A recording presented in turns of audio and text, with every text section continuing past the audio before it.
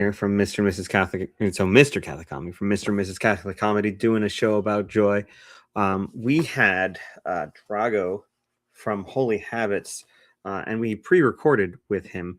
But we pre-recorded, and so trying to we have been using Restream, and so we were trying to figure out a way to get this all to go so that we could just deploy it. And they're like, "Hey, give us more money," and I was like, "I'd give you enough money." So what I'm going to do here is I'm just going to play that live for everyone. So this is the thing that we literally just recorded with the Holy Habits people. So I'm going to play that, and we are going to have a good time. And when it's done, I will jump back on here and turn it off. So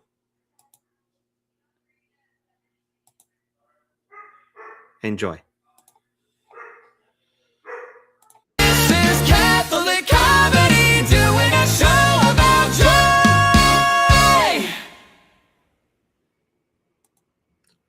Hello, just coming here to read some very important theological discussions, which is what I had planned to do tonight. But instead, we have a special guest here.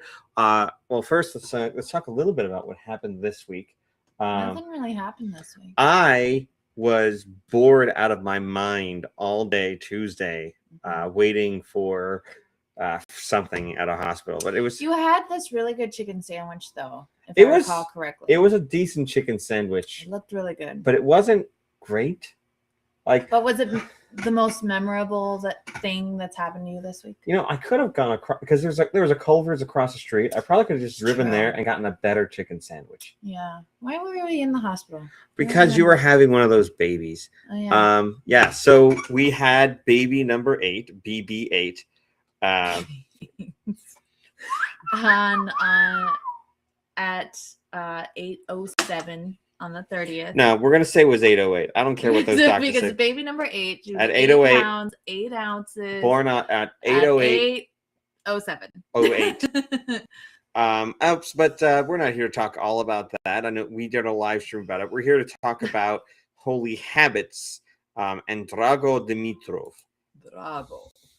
Drago Dimitrov. Hey guys, wait a minute. This was last week? No, this was Tuesday. Tuesday. What?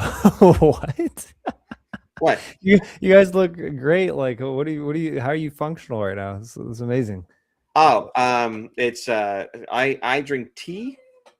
We had a baby this week. It's Congratulations. It's our 8th I baby. live off of the smell of baby heads. Yes. But she goes 3 to 4 hours at night between feedings, so we actually get a decent amount of sleep at night. So I'm off for the next 6 weeks from work, so it's just doing our thing. Awesome, man. Wow. I mean, that's when you have a kid, you get right back to work right away, right? Because that's what you do. Yeah, well, yeah, but it's still I don't know, it's still very disruptive. Maybe we're not pros. I mean, to have 8 kids, you have a system. You can't finagle your way with 8. There's a system going on. The system? The system is Survival. accepting chaos. I think that's the biggest part of the system, because when you were when you have 1 or 2 kids, right? And you have 2 kids, right? That's it. Yeah, 2 under under 3. Yeah. So. When you have 2 kids, there's this glimmer of hope that things will be okay, that your house will still be clean, and that you'll be able to watch a movie or something like that. There's that glimmer of hope that your life will go back to the way it was beforehand. When you have 8 kids, there is no glimmer of hope. No hope. But there's hope. There's no glimmer of hope that your house is going to be clean. You accept accept that it just won't be clean, and that there's always going to be some kind of mess, and you just try to manage it, but it's a lot of it is just acceptance that things are just different and not bad. I think a lot of people are like, oh man, you can't go on vacation whenever you want to go on vacation. That's true. I can't go on vacation whenever I feel like going on vacation. But that's mostly the cow's fault. But I mean, it's also not bad to stay home. We have a cow, Drago. Yeah, we have. Oh, because you have to tend to the cow. Oh, I see. You can't And we abandon have the to cow. milk a cow. The and kids we can have- fend for themselves, cows. but yeah. We have 2 cows and 4 goats and about 20 chickens, 30 chickens. I think they're close to 30 chickens. It depends how many dogs keep breaking into our yard and eating them. That we have Oh man. 3 turkeys, a goose, 3 ducks. And a partridge, And a partridge and a pear tree. We used to have a pear tree, but it died because the summer was too hot. Oh. We So- did have a pear tree, but Yes, no partridges. no partridges. Wait, so did you guys already have the personality that was comfortable accepting chaos, or is that adaptation where like a couple kids into it, you're like, we just have to change our attitude, or you guys were already pretty chill? I had God the attitude. thrust it upon us. I had the attitude. She does not. No. Well, we had our oldest. She's 11 now. And when I thought, we're one and done, because growing up, I thought, I didn't get to do all sorts of things through high school I wanted to do because I was one of 3. And I thought I could just dote on this kid. Right. When she turned about a year old, and I'm like, well, we could handle one more. And God gave us twins. Oh, well, all right. So we jumped over the 2 and went straight to 3. And then we came back to the Catholic Church and realized very quickly that we were not fans of NFP, and we're like, we could handle one more, and immediately conceived another one. Wow. Yeah. And then we're like, well, we'll just collect them like Pokemon cards. Like at this whatever. point. So Well, That's awesome. That is so cool. every child you have above 3 is easier than the previous. So when you Okay. have 7 kids, 8 is not hard at all. 6, when we went from 6 to 7, that was super easy. it was like barely a blip in our radar. Yeah. Again, it's at that point, it's like, okay, so it's one more plate of nuggets. It's one more, one more sandwich. It's not, Yeah. it doesn't change really anymore. And I guess, yeah, I appreciate you give me the insight. 'Cause yeah, it's something we think about a lot. So does it now, you talk about having one, you feel like you can dote on, and obviously when you have more, you keep spreading your time and you have to share more, but then they also have more relationships with one another, Yeah. which is a beautiful thing. It's just a richer family situation. So yeah, I mean, how do you think about that? Do you feel like, how do you manage this fear of like, oh, what if a kid's like, I don't get to spend as much time with mommy and daddy, or that's not really a experienced reality. That's not a thing. We do what are known as special nights. So every Monday we rotate out. Every kid gets to have a special night. So that's where like they get Once a one-on-one week. time with dad, or 2-on-1 time with dad and mom, depending upon how we get it to work. Where it's basically they decide what they want to do, we go do it, and then It's usually like going out to dinner or watching a favorite movie of theirs upstairs in our room, or That's really sweet. Yeah. whenever special dessert. Or whenever it's something. going out to dinner, I'm the one that takes them, because I like dinner. Yeah. The baby. So each week, so every Monday or Tuesday is one kid, and then the rest of the week there's a special chair. So at the end of the table, right next to dad, is the special night chair. So that's Nice. the chair for the week. See, you do have a system. Come on. I know the system was going to, that's a system. That's a Well, good It's system. about We have- being intentional, because that's actually a thing people talk about a lot. It's like, how could you possibly show your kids the attention? And then we sprinkle things out throughout. If one particular kid is being really, really good that day and all the others just aren't. And we're like, hey, I got to go get bananas at the store. Why don't you come with me? And they usually wind up with a drink or a snack. Nice. Or at the very least, bananas. So I mean, like, and then so we recently started doing a star system for like doing chores and stuff like that. And if and if they have, if they get 200 stars, they get a special day with mom, like a night out with mom. And if they get 300 stars, they get a day out with dad. And the reason why dad is more expensive than mom is because dad is only available on Saturdays. So right.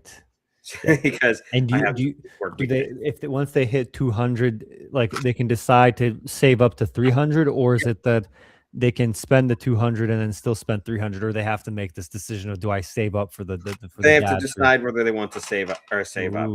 decision making. so Yeah. yeah, so I mean, and it works out really nicely. The kids are like, some kids have over 300 stars right now, and they're waiting, like Just they keeping it in want the bank for a rainy day, you know. well, they want to be able to do like, oh, I want to do a special night with mom and a special day with dad. So I'm Wow. going to save it up so I can do both. And I'm going to Wow. get 500 stars when I get to 500 stars. So, I mean, there are systems in place, and we've done different systems, and we've worked with a lot of different systems that don't work. Yeah. But the star thing seems to be working pretty well. Yeah. And then like, there's like, if I do your chores, that costs you 10 stars. So like, you have to do your chores. If I do your chores, or if mommy does your chores, like, it's going to cost you stars. Yeah. Right. So I love that. yeah, I mean, it's just, that's stuff you do. So when you're, Yeah. so you have 2 kids now, right? Which means Right. you have a favorite and then the other one. That's standard. I'm not going to ask you which is your favorite. It's the younger one, but I'm not going to ask you about that. But you have a favorite. Like when you have 2 kids, one kid feels like it's the favorite, and then the other kid one kid will like feel like the other kid is the favorite, actually. So no matter how many, like, they always think that some other kid is the favorite, right? Mm-hmm. When you have 2 kids, it's very easy for them to like fall into that mentality. But when you have 8 kids, it's like whoever needs your assistance the most gets that assistance, and the one who ends up getting the most stuff, the most like stars and the most opportunities and stuff like that, is the one who is most self-sufficient, and trying to encourage that self-sufficiency and putting in that positive work ethic. When you have, what the thing is, like, when you have 8 kids, okay, you invest in, not in stuff as much as in opportunities. You're not going to invest in like a video game system, because it's just going to cause fights, because at most 4 people can play, and you have 8 kids. So how are 8 kids going to play in a video game system at the same time? There are some that they can, but they only get to play like one game on any system that might have 8 players on it. So they also become less materialistic themselves. So like on that star chart, they could buy, for 5 stars, they could buy a Dum Dum lollipop as a special treat. Or they could, for 25 stars, they could have a special moment of making cookies with mom or whatever. Like there's different things. Or our oldest, at one point, we had for like 150 stars, she could just get $40 because she's pretty money motivated. Nice. So there's different things, or like new shoes or a doll or whatever it is that they have their sights set on. Then usually when they get to that point, they choose not to redeem it for those. And they're like, oh, I want to go do this thing, or I want to have this experience, or I want to spend this time. And because they themselves have also realized, like, well, I've worked so hard and got to this point. I want it to be something that's... it doesn't even matter. It does. I had to fall to lose it all. And in the end, it doesn't even matter. Rest in peace, Chester. Okay. Pushed as far as I could go. And for all this, there's only one thing I could know. Put my trust in you. Anyway, so do you? That's Lincoln Park. As I said, rest in peace, Chester Bennington. That was. I'm glad you got the reference. But we're talking a lot. It's like we're supposed to interview you, and I feel like we're talking a lot more about us than about you. Well, you're describing some very holy habits there, so it's very topical. Yeah, it is. So that's a fantastic segue. You've done you've played Knifey Spoony before. Knife and spoon. That's another reference that like the Simpsons reference. Okay, but good segue.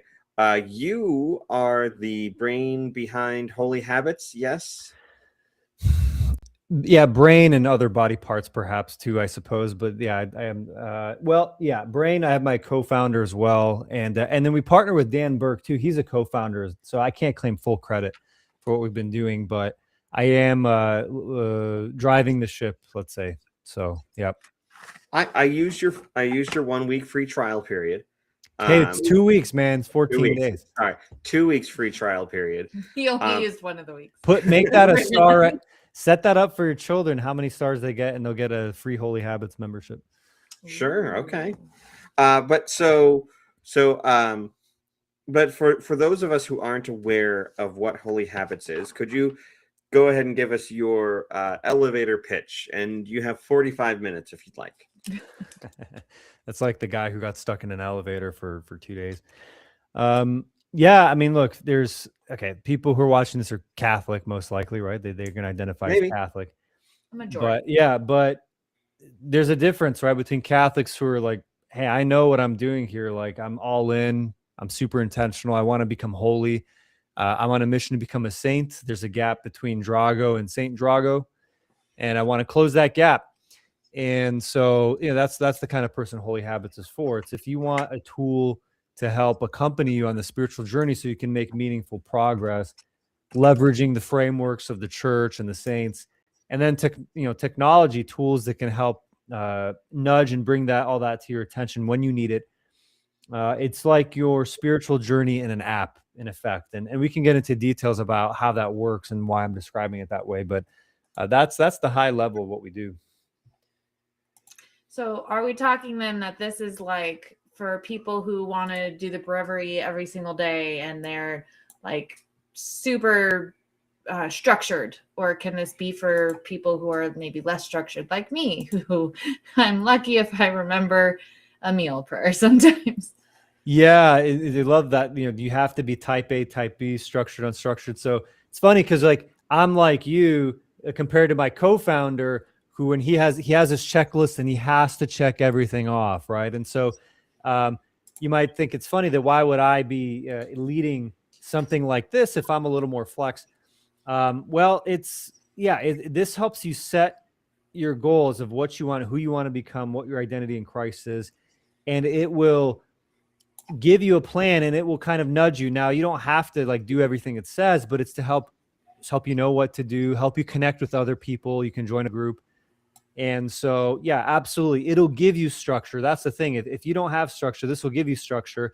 But if you already have structure and man, you have your routines, you can put the routines in the app, and then the app will send you text messages to, confirm your routines and give you other tools to help those. So we really can help both types of people. I actually know quite a few people on Twitter who would really love this and benefit from it. Margot. She would. What are you talking? Are you kidding me? She does this stuff all the time. But no, I would say what I did like is the fact that it's like send you text messages, like because you get notifications all the time, and like a text message though is a little harder to ignore than like the notification from Holy Habits. So yeah, absolutely. People want to open their text messages. Cuts through everything. Yep. You always miss my text messages. What? I'm sorry. I'm going through a tunnel. So the app is on the App Store or Google Play. You get it. There's a there is a fee for it, like for like a subscription, something like that. But you get 14 days free to try it. Well, here's the deal. So even if you don't do the premium, there's still a free version, like the social one. That's always free. So you can join a group. You can create a group and do that together. So there's a lot of things that are free on the app, no matter what. But all of like the very customized, personalized tools that are a little more premium, that's the subscription, and you get to try all that out for free for 14 days. Are there a lot of people in these groups? Like, how many people are using this app?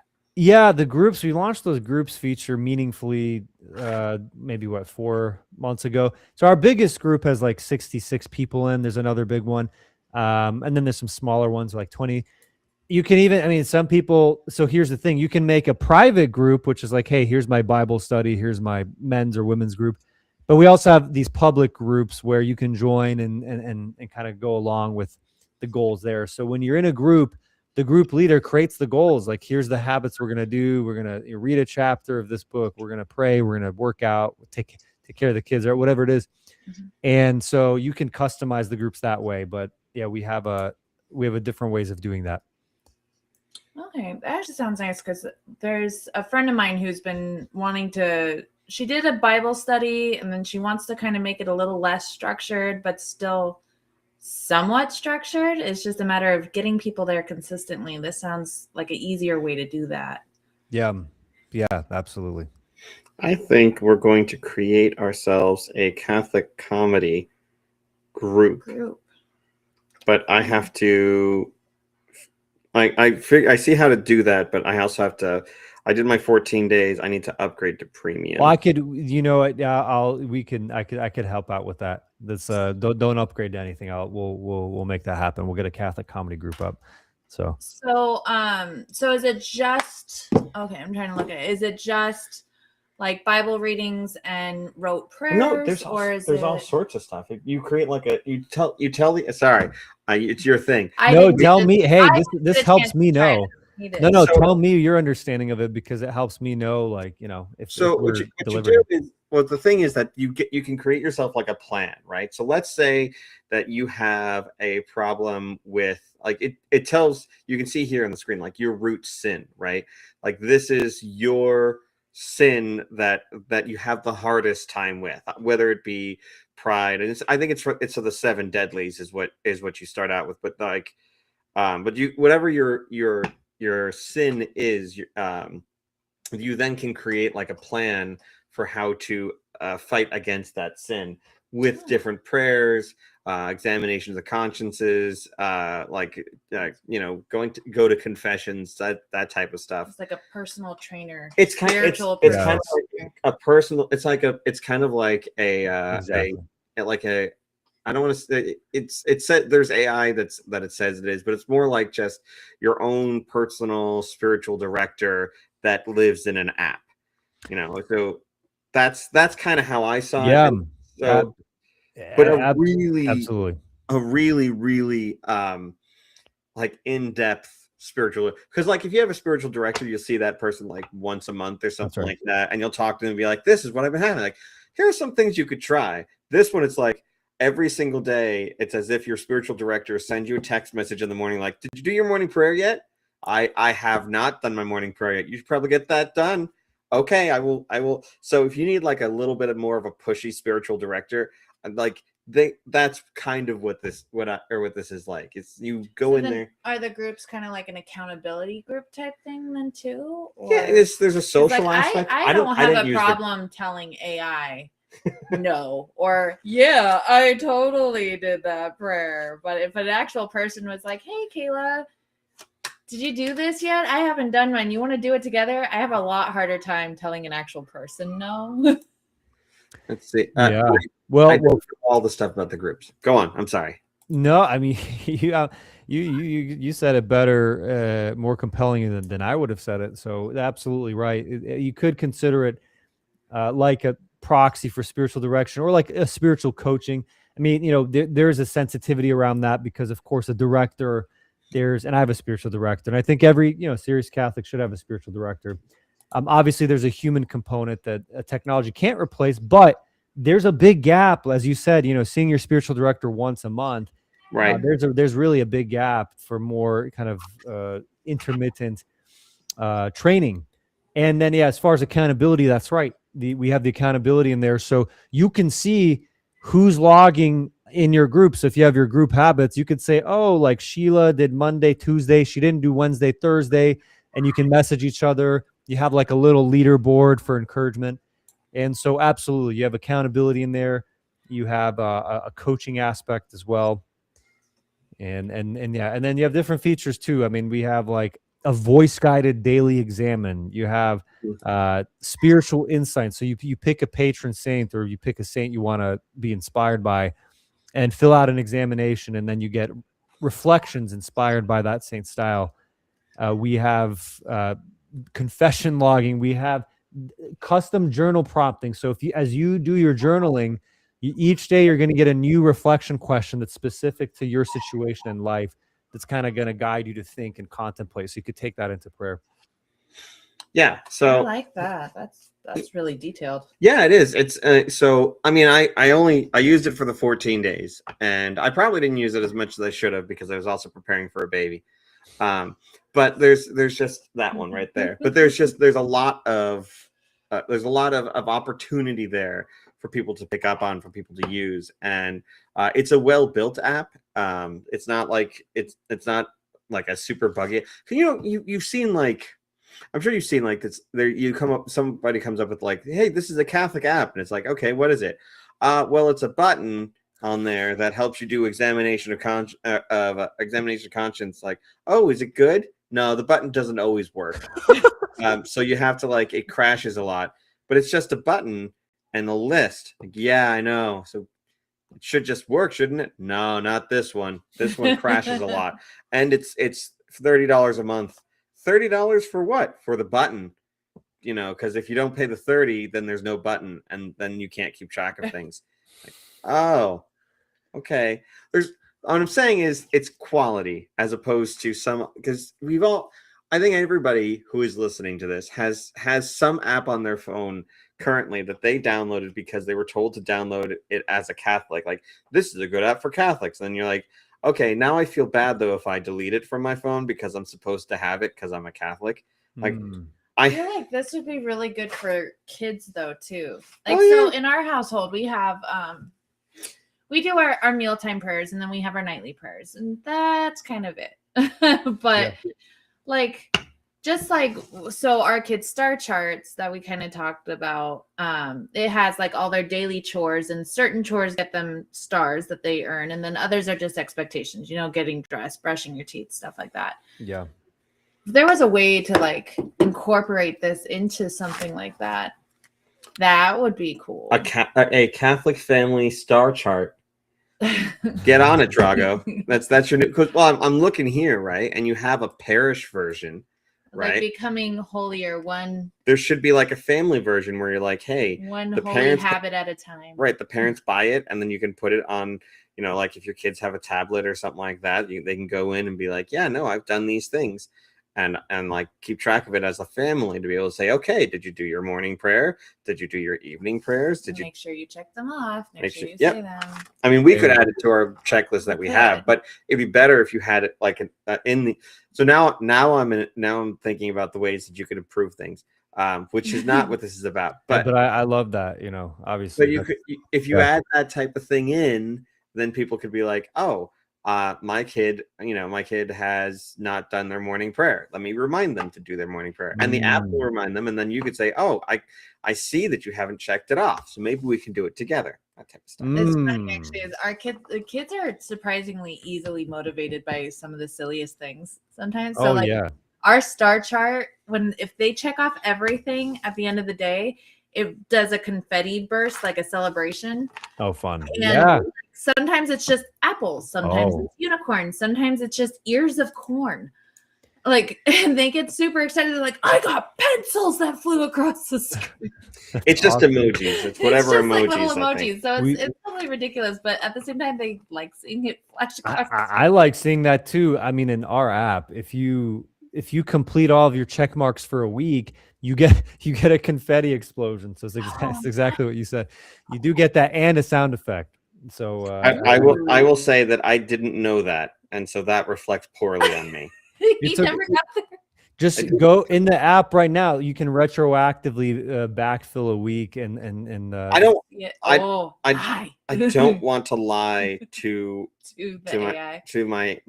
Well, I mean, yeah. Well, then you can uncheck it. You know, you could just have your little. Check it just to see, and then okay. Let's see if you I have to can go back a week though, because it's not going to happen this week since we have a couple more days to finish it. But let's see if I'd have to go back in here. Oh, okay. So check. Ooh, they light on fire. That's cool. This is really well built. Is it? Oh, thanks. Yeah. Are you getting some nice parties or no? So far, oh no. So he's got a lot to check. Well, I had. Sounds so holy. Morning liturgical reflection. Let's just do all those. Like right. So we Disney magic and. So I'm looking at here, and I've got my personal habits. So I can add in habits that I want to form, and it will also keep them inside of my habits. So I've got the holy habits, which I have to get that. I will upgrade to premium. We'll work on that. But I have the holy habits, which is, but then I have my personal habits that I can do. Well, this is actually really cool. So we homeschool. Yeah. And I had bought this book a while back. I can't remember who had made it, but it's just like the spiral bound book of the virtues. And it Okay. would have like the vice on one side, the virtue on the other, and it have prayers and like how to build up that virtue and a way of studying the virtue. But it's my kids. Sure. Right over. So I was like, I could read to them all day about the virtues, but it doesn't help them practice it. I like the app. I don't care what anybody else says. That's the most backhanded. I know. I love that one. That's my favorite backhanded compliment is to go. It goes That's like pretty good one. I don't care what anyone else says, right? Because it sounds like people are saying something opposite of what you just like said there. you walk up to someone and you're like, you know what? I don't care what anybody else says. You are a good person. And then they're like, what? What is everybody else Hold saying? on. Was other people saying something? That's Don't pretty worry. good. Yeah. I'm gonna have to use that with some difficult family members, an extended family. Oh, you want to talk I about don't care difficult what family anybody else members? says. I like your hair. Because we can talk about difficult family members. We've got more than enough in terms of. I know there's not enough. We don't have enough time for to that. talk about difficult family members. That's like a therapy session. Or I two. have Donald Duck cards though, and Yeah. Well, Donald Duck is a kind of like a difficult character in that Disney entourage, isn't he? yes, So he struggles with jealousy and envy of Mickey Mouse. that's true. Oh, All right, so let's do a magic trick right now. Okay. Okay. Pick a card in your mind. Okay. is it like an ordinary deck of cards, or is Donald Ordinary or ordinary. It's just a regular deck of cards. Just says Donald Duck on it. Duck? Okay, sure. Let's do So it. to pick a card, and then what card did you pick? A 9 of spades. A 9 of spades. What? That's the card right there. How did Thank you do you. that? Thank you. How did you do that? I know. There's man. So so Paul Rugg, who is not Paul Rudd, Paul Rugg, who did the voice of Freakazoid and was a writer on Animaniacs and everything. Great guy. Okay. He had this Catholic guy. Catholic, yes, good mass going Catholic. He had this character that he did called Manny the Uncanny. And so Okay. one of the things that he would do, like, all right, I am Manny the Uncanny. Think of a number between 1 and 10. I'm thinking of a number. You tell me what it is. And then, you say a number. Right. Go ahead. 7. All right. That's right. See, it's amazing. So, yeah, Manny the Uncanny, great character that he puts on as a fake magical act that he does. So yeah. I have no idea how old you are, so I don't know if that's your generation Oh, or not. hold on. He is 34 years old. Cool. Well, I'm gonna turn 33 here. It's gonna be my Jesus year in 2026. I was so close. You were so close, and you scared the baby. That's what I do. There's We're very so close. when a man hits 30 years old, his face transforms in a way that no one can untransform.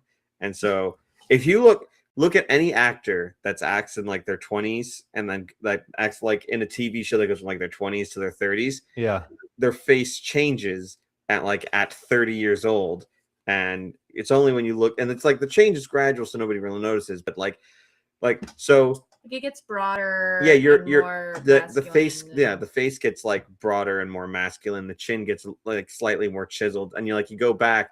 So say like How I Met Your Mother, which is not a Catholic TV show, but if you've seen How I Met Your Mother, it spans 9 seasons. Okay. Right. Right.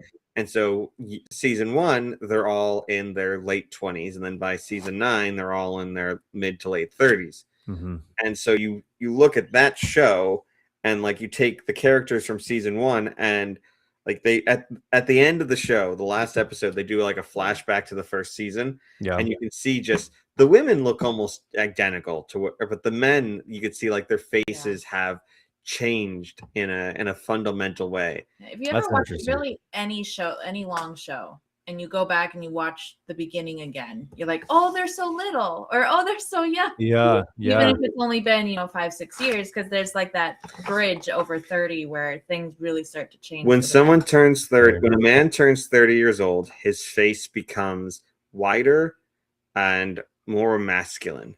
Like in his 20s, there's nothing you can do. There are men in their 20s who look pretty darn masculine, but once they get over 30, that's when it really comes in. Didn't know that. Didn't know that. Well, I guess I've crossed the bridge. Or of him on the website. Well, no, because okay, so when I was looking at this earlier, saw when you your- saw the team here, this is pre-30 you. Is that right? Actually, what this is a good question. When was it? This was you know what? I might have been, I was 29. I think I might have been 29 or Ooh, 30. Yeah, right so It was a before. close cutoff. Shoot, I guess I should calculate. But okay, tell me. So that was a pre. But now there's a post 30 kind of look that you're getting. yeah, and now hold on, I gotta figure out how to Yeah, now how to pull it up side by side here. hold on. Oh, okay, we're gonna take us out. Oh, you're gonna put me side by side right now. My video with the yeah there yeah okay. All right, I don't think we can still be heard by that. So let me see if I can like do this in such a way that allows me to scroll. You like shorten the window. Yeah, there you go. Oh, There we go. There we go. Look at you side by side. Yeah, there's definitely there's I mean, not just the hair, but there's definitely like a facial change there that puts you into your 30s. I Which see. is not Maybe- a problem. Like, he's gonna go to his wife later. He's gonna be like, "I'm old now." I'm old. Yeah. Oh, I mean, That's you very look at interesting. Well, us. did you? You know, it's funny you mentioned that because this in the last couple days, I don't know if you saw there was like this guy, this Gen Z influencer, he did an interview with Oh. Michael Knowles. I saw and- that. Yeah, right. And he's like, yeah, you know, JD Vance versus Gavin Newsom, but Gavin Newsom looks like a Chad and all this. And then it's like this whole field of looks maxing, right? That I guess some younger men are getting obsessed about. And this guy, I guess, is a leader in this influencer space. He's like, what, 19 years old, already taking testosterone replacement therapy, doing Mhm. crazy. I mean, I just learned about this today. Apparently, some people take bones and like No. hit their eyebrows so that the bone grows and it's like a more, you know, furrowed kind of hunter eyes look is what they call it. It's like kind of weird, but you know, anyway, so that's what this is like the soft version of look maxing here. They want to they want to cross the 30-year-old bridge. Here's the thing. at Here's the 19. thing. Okay, so I've heard about looks maxing, and I feel I'm gonna do like the Pokemon Go to the polls of it, but we should be virtue maxing. Like generally speaking. Well, I tweeted it and with Holy Habits today. I said stop looks maxing and start soul maxing. See, that's Nice. good. That's a good one. But like, here's the thing. Once you get married, and I think you'll be able to talk to this as well because you are married. But like, what other people think of how you look matters nothing at all. It's all about what your wife thinks how you look, right? It's like, Yeah. because someone's like because my mom will tell me, my mom's like, you should get like a toupee. You'd look so good with hair. And I'm like, my wife doesn't like me with hair. She likes me like this. Yeah. And, well, but you'd look so handsome if you got if you got some like implants or something. Like, yeah, but I don't care. Like, Yeah. I'm Yeah. done. If you suddenly changed your looks to impress your own mother, I'd have questions. No, I wouldn't. I'm just like, but the thing is, like, but people do that all the time. Like, I had a friend who she was getting married, and her fiance was starting to bald, and so she would make him take like hair, like put like the hair growth shampoo, and she told me that I should do it. Like, if I'm gonna, and this is before I got married. Like, if I'm marrying someone, they need to understand that I don't have hair, and I'm not going to try to make that happen. Yeah. And, like, people who are like, I'm trying to look the best. Like, you only need to look good for one person in your life. Which is Yeah. funny because like for so much of the beginning of our marriage, most of our marriage actually, like I was still under the impression I need to wear makeup and I need to do all this. Oh, and I wear jewelry hated and stuff. it. And his sister would even like give me tips and tricks on makeup, and she would do makeovers on me. And she's like, "Oh, look how pretty she looks! Look how pretty she looks!" And you know, I bought it because it was like, yeah, this other woman is telling me I look really pretty. I kind of think I look better, I guess. And he's like, I just like your face the way it is. And I'm Yeah. like, No, for sure. I don't have to spend an hour doing this every day. He's like, please don't. Just don't. She looks like a ghost. Like, she'll put on it's like this white, like this like foundation or whatever, but like this in powder and everything. And I guess it looks good on cameras and photos and stuff like that. but like if I'm closer to her than most people generally would be, and I look at her, it's like you just look like you look like Except you the painted a dentist. face on, like it's so off, right? It's Like interesting, yeah. I mean, all these like cultural norms we inherit without thinking about it, and then when you start to question these things, it's like, wait, why am I doing this? Why do I feel like I have to do this? Why? oh, Well, I remember as a teen when I hit about 16, 17, and there was the push from the adults to get a job and everything like that. And I was being given makeup. And they're like, you're never going to get a professional job or look professional unless you wear makeup. Yeah. And I didn't really know how to do makeup. I never had a woman in my life that taught me. And so I just didn't like it because I didn't know what I was doing. Sure. Yeah. But I was always told like that's the professional thing to do. If you don't wear makeup, you don't look professional. If you don't do, you don't wear a certain thing the certain way, then you're not professional, or you'll never get a job, or you'll never meet a spouse, or you'll never, It's she interesting. met a spouse. I met him. But everyone has their like. Something is like we find someone that you are compatible with on a moral perspective, Yeah. and that person is beautiful to you for the rest of your life. And it's like, no matter how much Took they him change, a few years.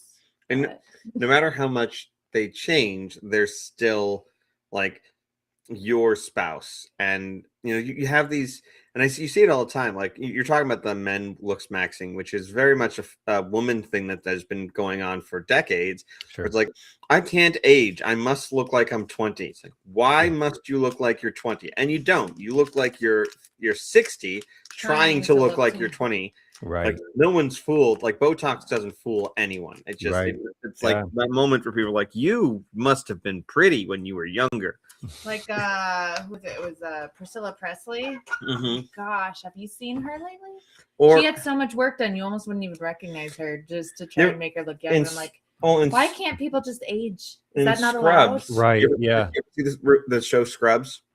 Yeah. I remember that show. Sure. So there was Dr. Cox's ex-wife / current wife. It gets all complicated, but Dr. Cox's ex-wife, right?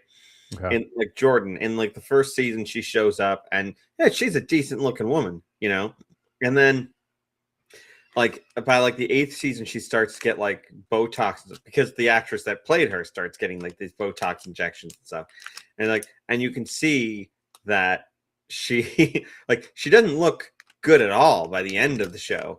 Like at the beginning of the show, yeah, she looked good. She was probably in her 30s and blah blah blah.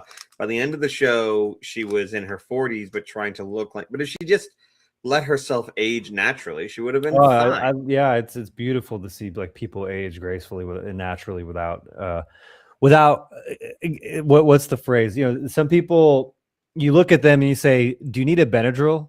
Are you Yeah. okay? Like, are you having like a reaction? Do we need to go to the No, ER?" I'm trying. This is just Stung by how I a bee. look.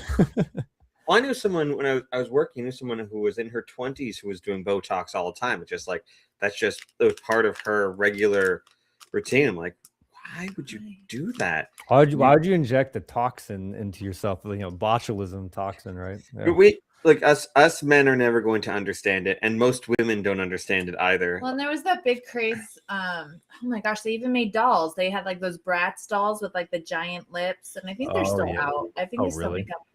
But like that was a big thing for so long with like Angelina Jolie, and it was every girl, even like we all were trying to make our lips look bigger, like Yeah. however it was, like outlining But them, make them men- look bigger. Yeah. Men don't care. 99% of them, you're gonna have the people who do, and those are the weird, shallow men that you don't want in your life anyway.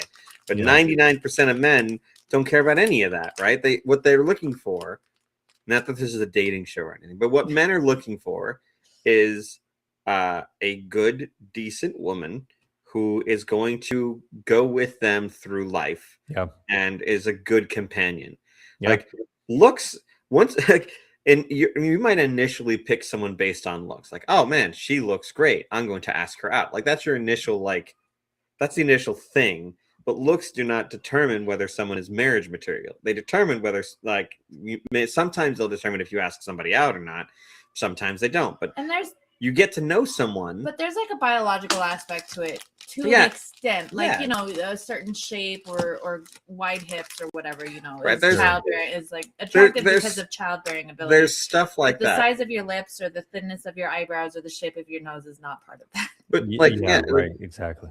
Yeah. the thing is, for men and women, anyone who's watching, men or women, when you are looking looking for that particular mate that you want to have in your life, you're looking for someone who's going to be just a good person and who's going to go with you through life and have fun. Like, I have no I have no thoughts about, like, I'm not trying to looks max. Okay, I will, if my wife's like, hey, you should, trim your beard, I'm like, okay, but otherwise, like, whatever. I'm not concerned with it because I'm married, and if my wife is happy with how I look, then that's great.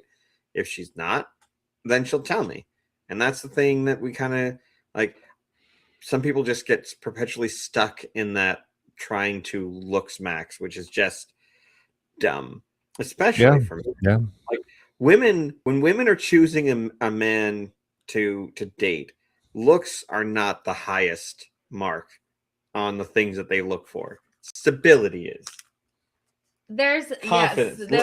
there's an initial attraction, obviously, from regardless of gender. But then I think that's actually one of the benefits of, say, the online world in general, is you can actually really get to know someone.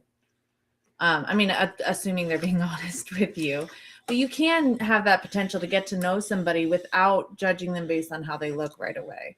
And then when you do meet, you could get to know them with that aspect of them on top of it. Yeah. But you know deep down, like, hey, this is, even if you're not initially attracted to somebody, you can say, we clicked on so many other levels and we can still hold a good conversation, and then the attraction will grow with time.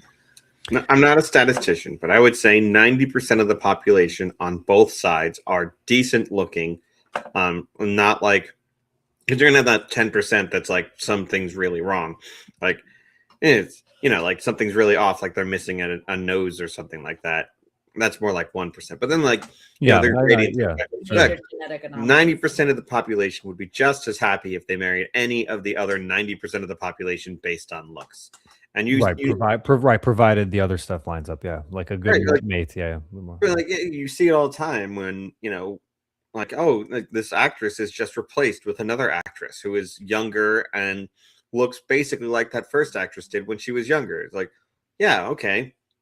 So what that really means is that so many people have these good looks that that people are fighting to try to get. Like, just let yourself be yourself and find what makes you feel good about yourself. And if you find a partner, a husband or a wife, then that's the person who you then care about what they think about how you look. Yeah. How'd you meet your wife, if you don't mind me asking? Oh, sorry. Oh, so wait 1 second.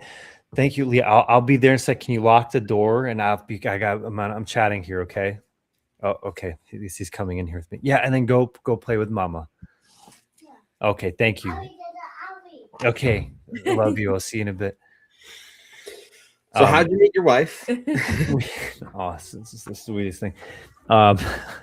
He just locked the inside of my office and then escorted himself out. So now he can't come back in. I mean, that's pretty nice. Created a private space.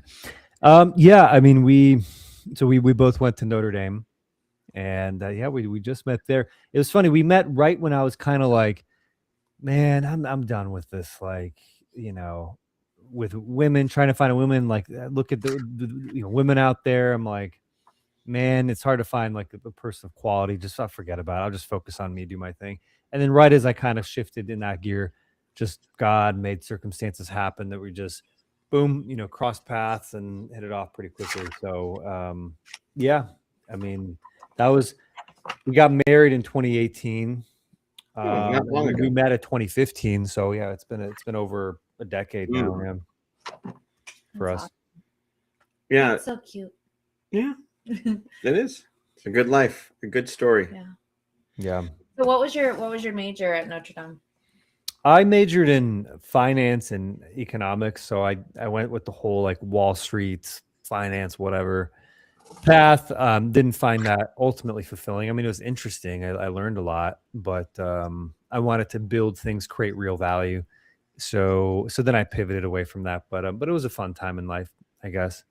And yeah. So then how did you start Holy Habits then? Did you come up with the idea? Did somebody else come up with it? How did you kind of get your team together and make it? Yeah, so two parallel tracks.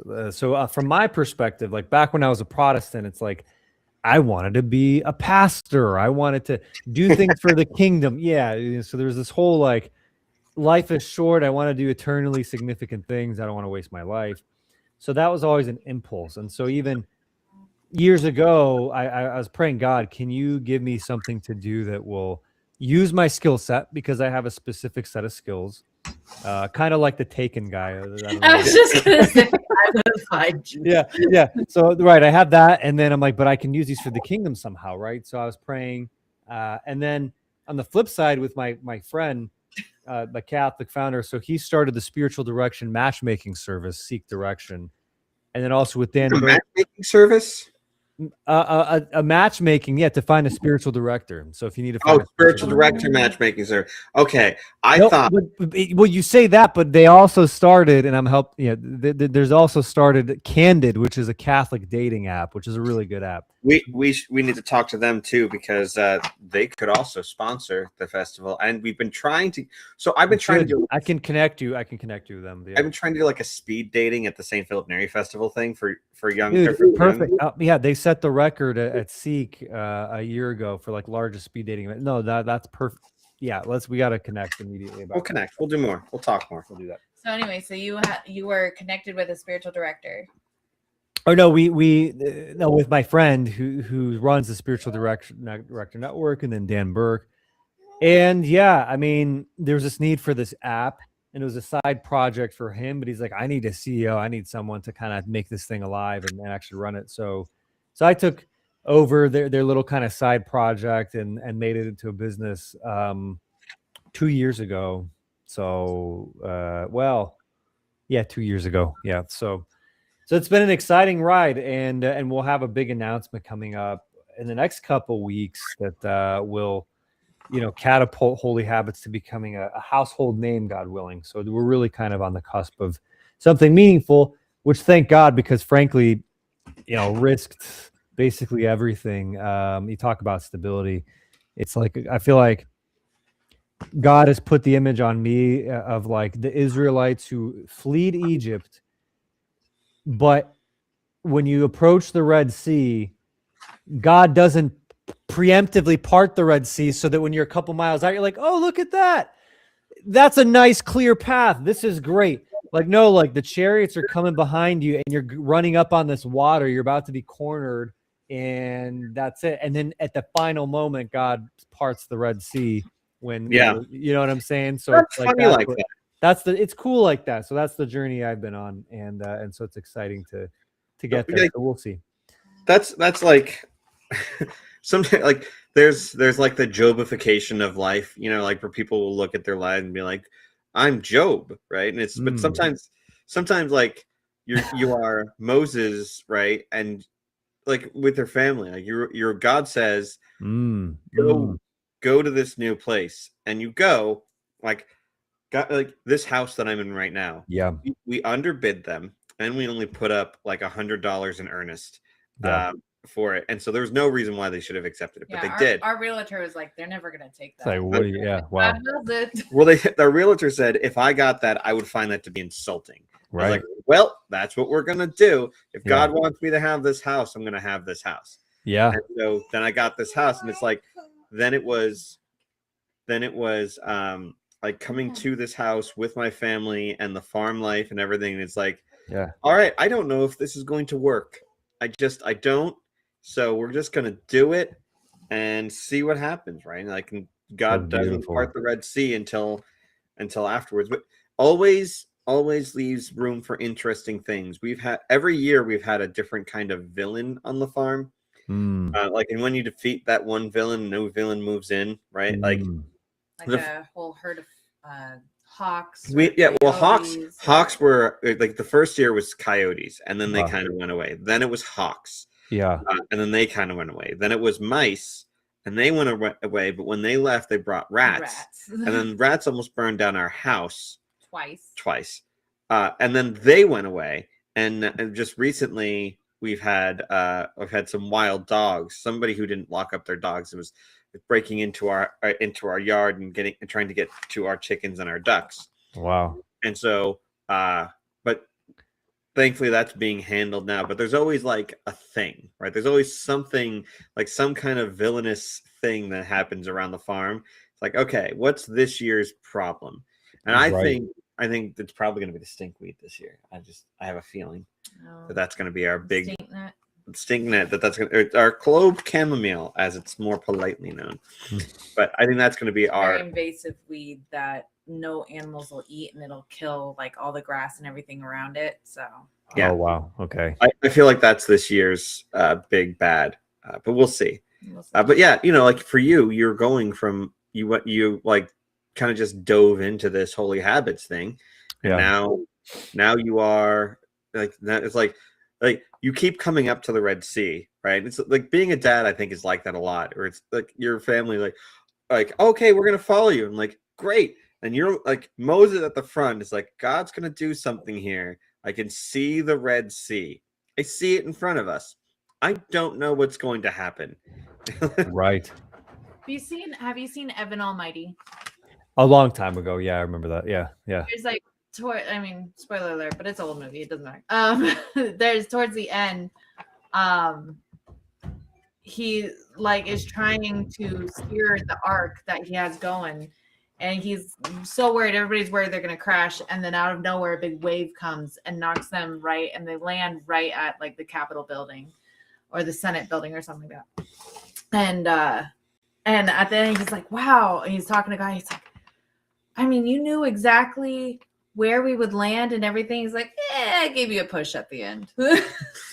But yeah, it's kind of cool. It's kind of cool to think about like the things that we go through in life and the way that God just kind of like, when you look back, it makes sense. Makes But it when all you're work. when you're sitting there, you're like, I'm not sure why I'm doing this.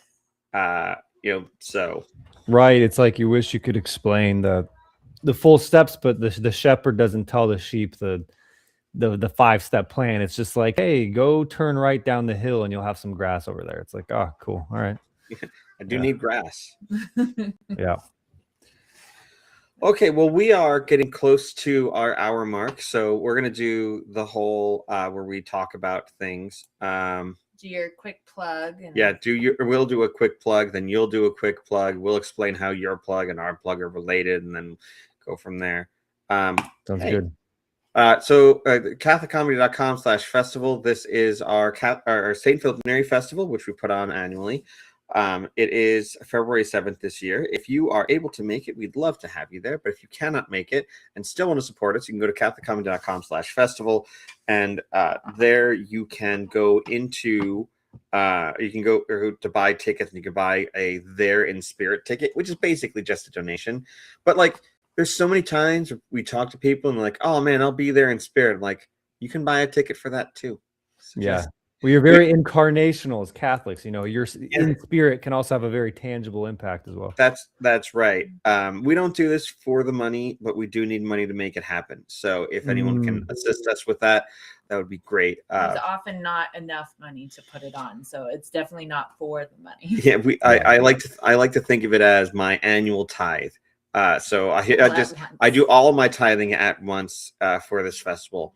So if anyone out here wants to help support us, go to CatholicComedy.com/festival. Drago, Holy Habits is a sponsor of the festival. So you guys heard the message and you said, all right, and decided to sponsor us. So I'm very happy to have your support. I'm thankful. Yeah, Anything. no, thanks for having us on there and for this talk. I really enjoyed chatting with y'all. I've learned a lot. I mean, really impressive. Like I said, your systems, your family systems. But no, it's a great chat. And yeah, for Holy Habits, just go on the App Store, check it out. We'll, if you're down, we'll create a Catholic comedy group. And we'll figure that out. I think that'd be really cool. But either way, it's great for any serious Catholics who want to take on the universal call to holiness. That's what we're there. Let's do the journey together. And I have I put a QR code up here with your website, and I'm going to just put a ticker down here at the bottom. So if you can't scan it because you're watching on your phone, holyhabits.app. Holyhabits.app. Holyhabits.app. Holyhabits.app. Holyhabits.app. And then again, go to Catholic. Holy Habits. Holy Habits. Go to catholiccomedy.com/festival for more information about the festival, and you can follow us on Twitter at Catholic_comedy and at Mrs. Catholic Comedy. We also have stuff on like Facebook and Instagram, but I don't use those really nearly as much. And of course, drink more Ovaltine. What's Ovaltine? It's from A Christmas Story. Remember? Oh, you remember A Christmas Story? You ever watched that movie? It was the one with he has like the toy gun that he really likes. Yeah, it's not a great really movie. not a great movie. But there's a moment in there he gets his Little Orphan Annie decoder ring, and he's supposed to decode what like the message that's on the back of like an Ovaltine package or something like that. Yeah. And so he decodes it, and it's just drink more Ovaltine. It's just a chocolate milk. Nice. So like whenever It's a chocolate milk. yeah, it's basically like Nesquik, which used to be Quick instead of Nesquik, and that's when I was a kid. They made the change, and I was very upset about it, but nobody cared. And like they didn't even announce a change. It's just like one day it was just all the commercials went from Quick to Nesquik, and it's like no, and it's because of movements like that kids are like changing genders. That It's all Nesquik. that all goes back to Nesquik. Although we all know that the origin of all the problems in modern society go back to coffee. Nope. All right, we don't have time. We don't have time for that. We'll get into that another time. We'd love to have you on again if you are able to talk. You hooked me in. I want to continue on coffee thing. I don't even drink coffee, so I'll be like, if there's anything serious about that, I'll be your biggest champion about why I'm so. That's right. So yeah, let's do it again. Yeah. Man, he's your new best friend. He's got an anti-coffee movement going. All right, so we're gonna stop the recording here, and then we'll go from there.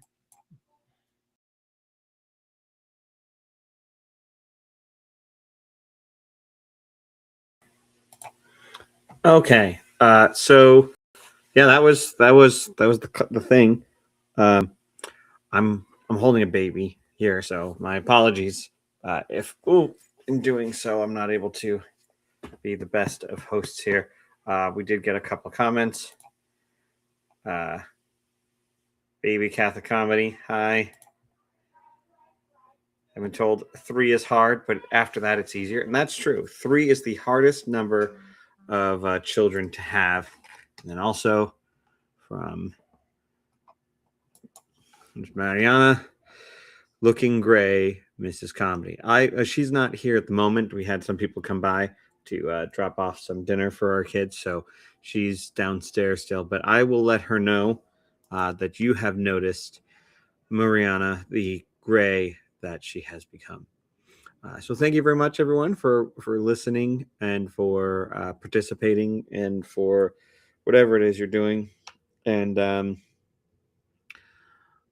we're all kind of tired here, but it's okay. Have a great rest of your day. We'll be back next week with more stuff.